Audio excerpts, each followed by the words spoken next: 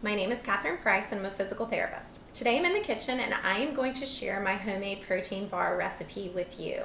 I like this recipe because it is going to be a mixture of macronutrients and micronutrients. So I'm going to get a lot of vitamins and minerals as well as a mixture of carbohydrates, fats, and proteins. So I will share this recipe with you as we go through and make it. So the first thing I add is going to be oats. So this is going to give me my carbohydrates, and I'm also going to get some fiber and also some protein with the oats. So I'm going to use 1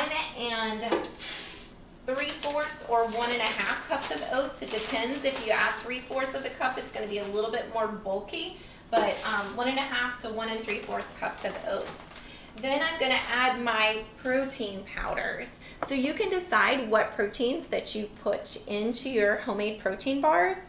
The first one I'm going to use is going to be this Keto Collagen protein powder. So this is going to be something you can get right at your local grocery store or online, but it's just a keto collagen protein powder. And I use 1 scoop of that, and I'm just going to add that. Then I am going to use collagen. So this is also the same brand, but it's going to be collagen peptides, and I'll do 2 scoops of the collagen peptides. Collagen is in the connective tissue in the body, so this just gives it the amino acid profile or the building blocks that you can utilize, or if your body needs to make the idea is that it'll have its building blocks to make that collagen, which is in the soft tissue of the body. And being in my 40s, I want to pay attention to the connective tissue. Then I have 1 scoop of this Inspire I use for women, and so you can use whatever kind of protein that you like. This seems to be a pretty clean protein blend, and its protein blend is pea protein, artichoke protein, chia seed protein, and whole algae protein.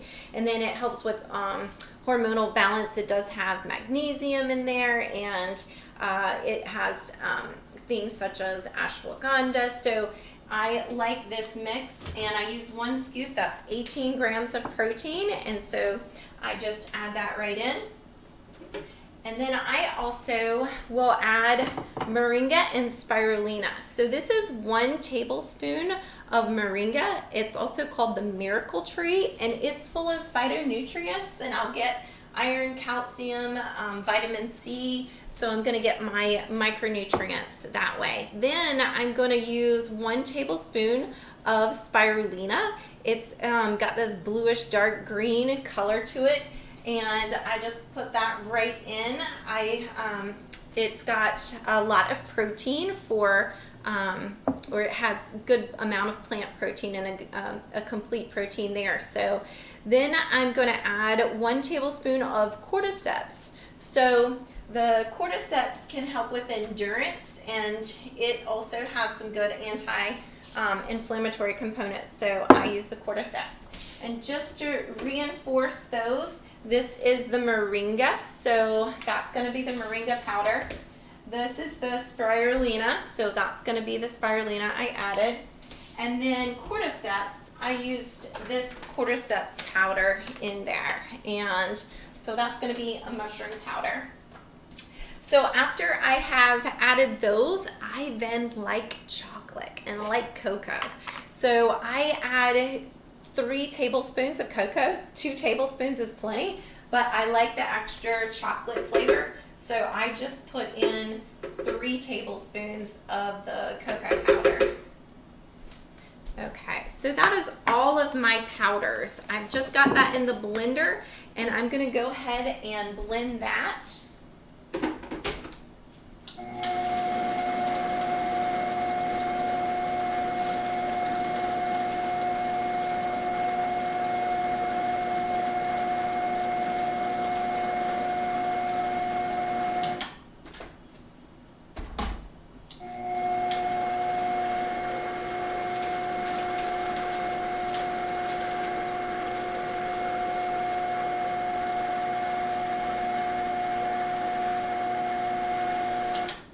You just want to make sure that it's nice and mixed.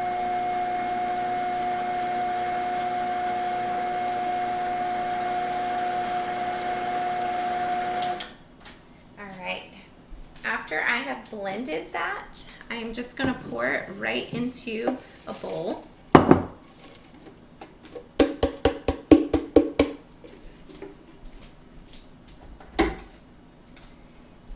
And I am going to use tahini butter. So I will just take 1 tablespoon of the tahini butter and add it in. And then I'm just going to use a spoon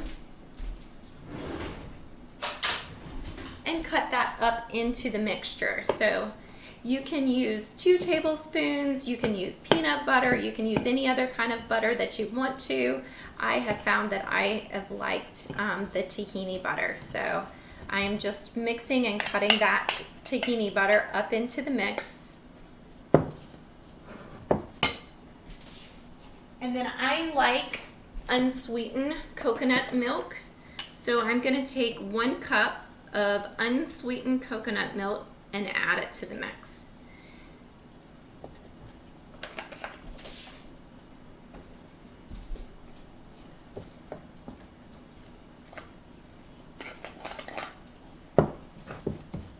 You don't have any baking to do with these protein bars. You just want to do them usually about 24 hours or just overnight. And it doesn't even take but a couple hours, but you want the oats to soak for a while, so I would do an overnight soak, and the protein bars will be ready the next day. So I'm just mixing up my mix. It looks like this.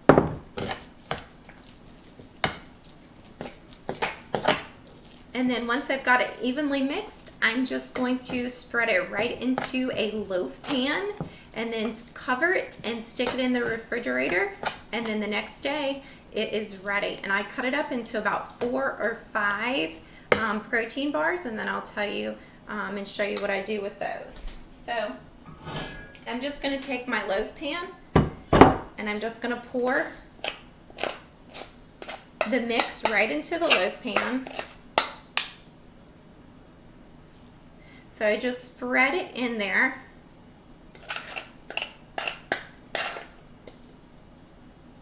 And then I've got my spatula. So this is what it looks like. So you just pour the mix right into the pan and then take your spatula and just smooth down the top.